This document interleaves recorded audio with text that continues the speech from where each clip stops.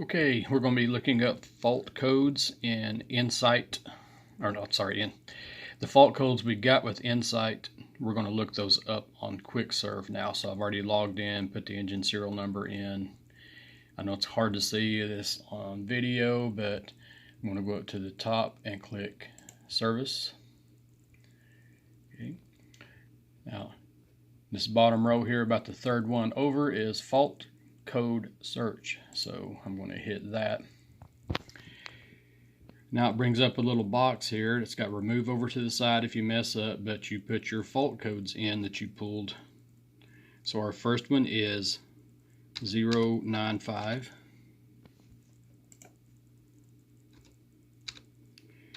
And be sure you put the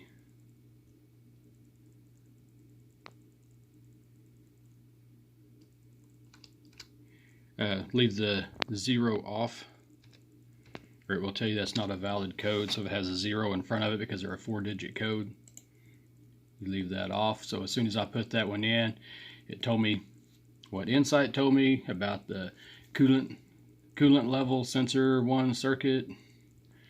Our next code is 2375. Next one is 1867. Our fourth one is 0. Sorry, I said not to put the 0 in. Sorry, it's a habit. 559. Our fifth one is 144.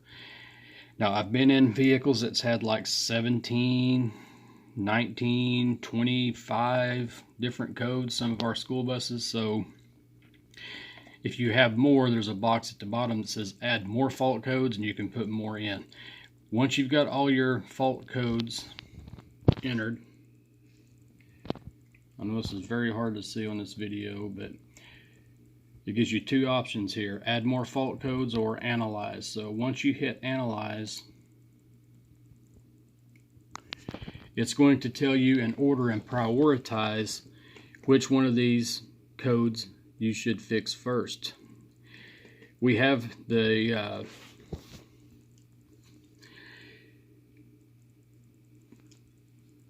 possibility for one problem to set multiple codes. So the computer program knows that if it sees multiple codes that are somehow related, it tells you which one to check first to keep you from going on a wild goose chase to find out that this code's set because this other code's set.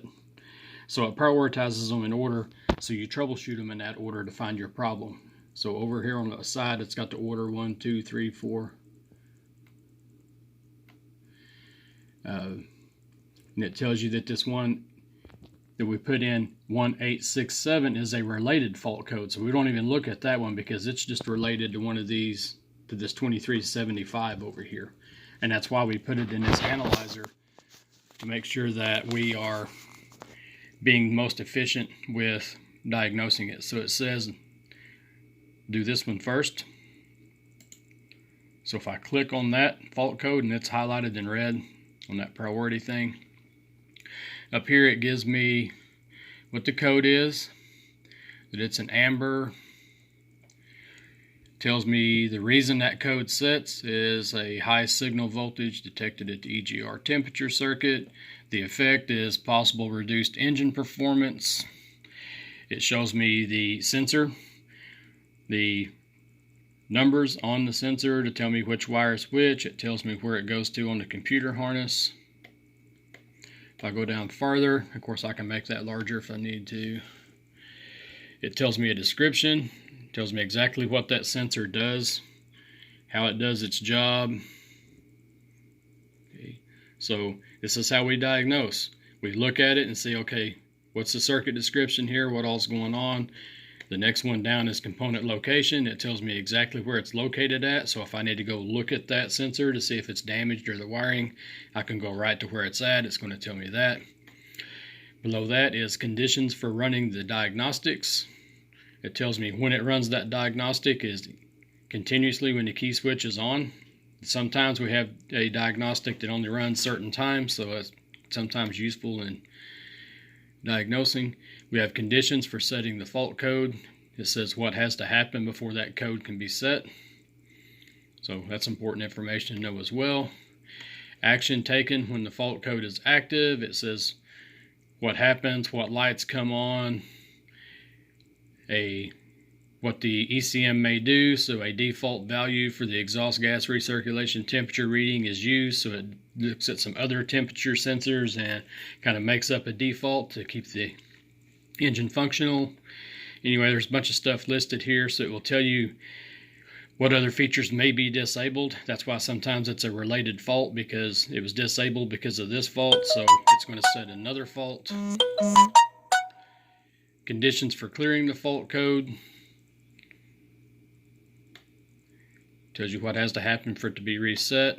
And then a lot of times there's a shop talk thing on here, so that is where multiple technicians have found the same thing. So they're like, hey, go look at this because we've seen this occur over and over again. And then the last thing on this, when you get to the bottom, refer to troubleshooting fault code 2375. That's highlighted in blue. That's a link. If you click on that, it takes you to a step-by-step what all you need to do to repair that. So this is how we do diagnostics. We have to be able to use the computer, follow the steps. It will walk us through and say, check this, check that, take us all the way through, and we'll come up with what's wrong and how to fix the problem.